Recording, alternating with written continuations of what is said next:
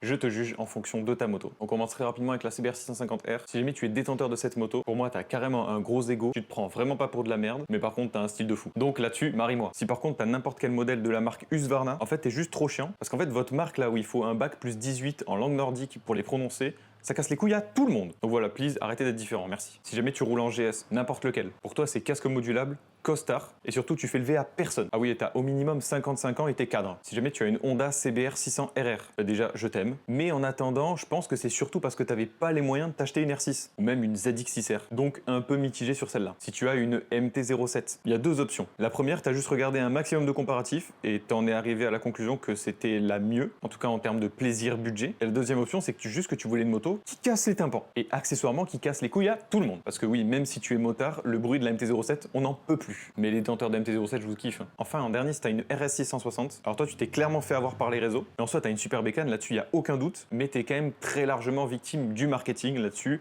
Il n'y a pas de doute non plus. C'est fini pour cette vidéo, abonne-toi et dis-moi si tu veux une partie 2. Des bisous!